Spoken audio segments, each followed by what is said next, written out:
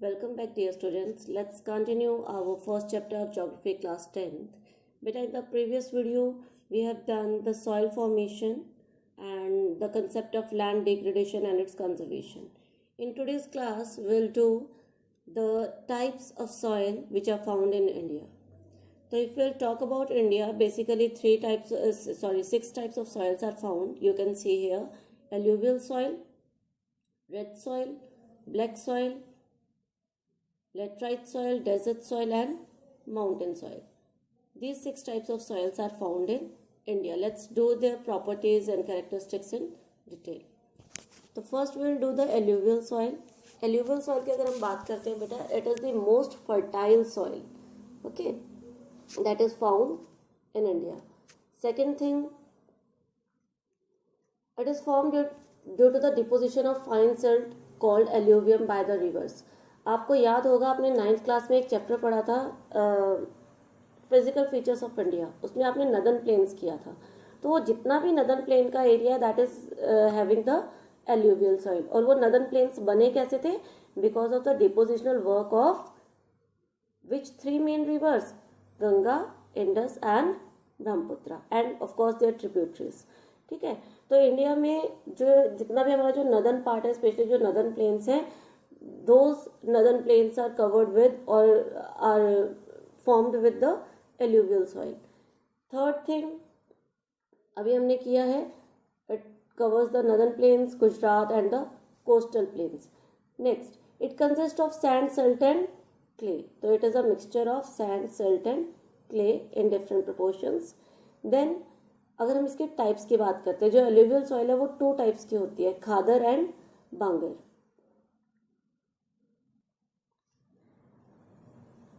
बांगर की अगर हम लोग बात करते हैं, उसको हम लोग ओल्ड एल्यूवियल बोलते हैं एंड खादर को हम लोग न्यू एल्यूवियम बोलते हैं. ठीक है, इसको डिटेल में इन दोनों के डिफरेंसेस हम लोग आगे करेंगे. Next, it contains the nutrients such as potash, phosphoric acid, lime. So it is fertile and good for the growth of sugarcane, rice, wheat and pulses.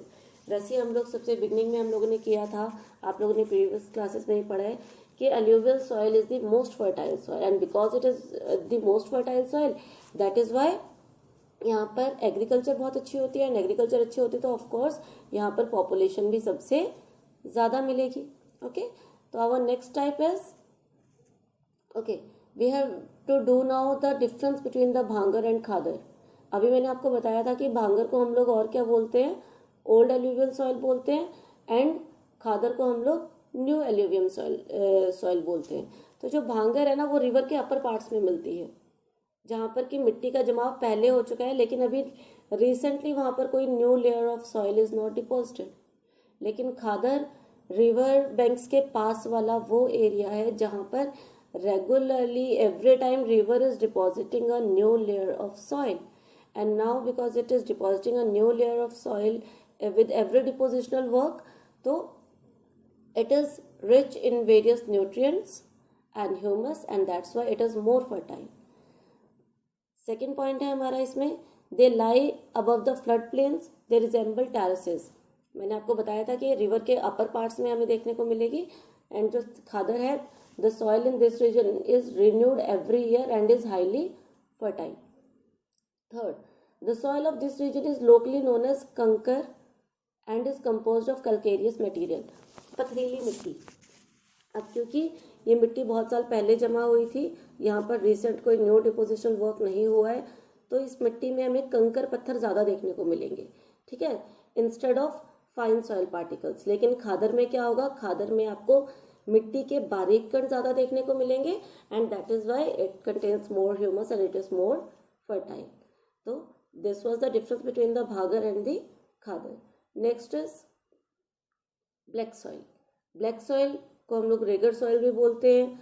और अगर हम लोग इसके बात करते हैं तो कॉटन इज द क्रॉप जिसकी जो इस सॉइल में सबसे ज़्यादा होती है, एंड इसी कारण से इसको हम लोग कॉटन सॉइल भी बोलते हैं. ठीक है, because this soil is best for cotton cultivation, that is why it is also known as the black cotton soil, and another name is regur soil. Okay, another name is regur soil. Areas की अगर हम लोग बात करते हैं, in which area it is found in the Deccan part of India. अब Deccan part कौन सा है? आपको इंडिया का सदर्न पार्ट पढ़ा है, 9th क्लास में आपने पूरा डेक्कन प्लेटो अच्छे से किया है। तो डेक्कन प्लेटो के कौन से पार्ट में? यहाँ पर हमारा गुजरात है ना, तो इस एरिया में, महाराष्ट्र में, कर्नाटका में एंड कुछ पार्ट है हमारा छत्तीसगढ़ में। इन एरियाज में जो है ब्लैक सॉइल सबसे ज़्यादा पाई जाती है। एंड इस सॉइल की मेन खासियत क्या है? It is having high water retaining capacity. और इसके कारण जब ये गीली होती है तो क्योंकि ये पानी को बहुत ज़्यादा अपने अंदर सोख लेती है, that why it becomes sticky. Self following is a characteristic of a black soil that develops wide cracks when dried. अब क्योंकि जब ये पानी को बहुत ज़्यादा सोख लेती है तो सूखने के बाद इसके अंदर क्रैक्स भी हमें उतने ज़्यादा ही नज़र आते हैं। और इसके हम लोग प्रॉपर्टीज़ की बात करते हैं तो iron, lime, calcium, potassium, aluminium and magnesium, it is having all this minerals in it. Second, it is deficient. Deficient मतलब इसमें अब किस चीज़ की कमी है? तो इसमें कमी है नाइट्रोजन की, phosphorus and organic matter. Colour की बात करते हैं तो deep black to light black, it is mainly found in the Deccan trap. ये मैं आप लोगों को ऑलरेडी एक्सप्लेन कर चुकी हूँ। Next is our red soil. तो रेड सॉइल नाम से ही क्लियर है, ऑफ कोर्स इस सॉइल का कलर भी कैसा होगा? Brownish to red colour. Okay, और ये किस एरिया में ज़्यादा मिलेगी? जहाँ पे रेनफॉल थोड़ी कम होगी। एब्सेंस ऑफ लाइम एंड कंकर and it lacks lime, phosphate, magnesium, manganese, nitrogen, humus and potash.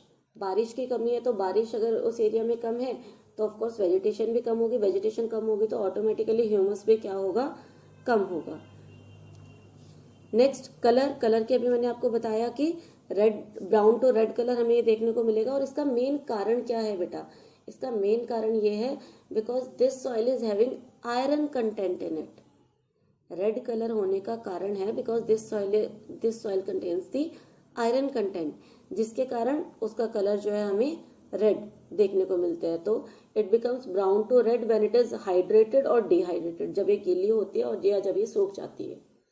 लोहा आपने देखा है, लोहा जब उसके ऊपर पानी और हवा इन दोनों वेदरिंग फैक्टर्स का इफेक्ट पड़ता है तो उसके ऊपर जंग लग जाता है ना, और वो सूखने के बाद कैसा हो जाता है? वो हमें रेड कलर का नजर आता है, कुछ ऐसा ही जैसे हमें यहाँ पे मिट्टी नजर आ रही है, तो लोहे पर लगा हुआ जंग। तो because this soil also contains the iron content in it, that is why its colour also resembles the same colour like the iron. Okay, next is texture. Texture की बात करें तो sandy to clay and loamy, and it is suitable for wheat, cotton, pulses, tobacco, oil seeds, potato etcetera.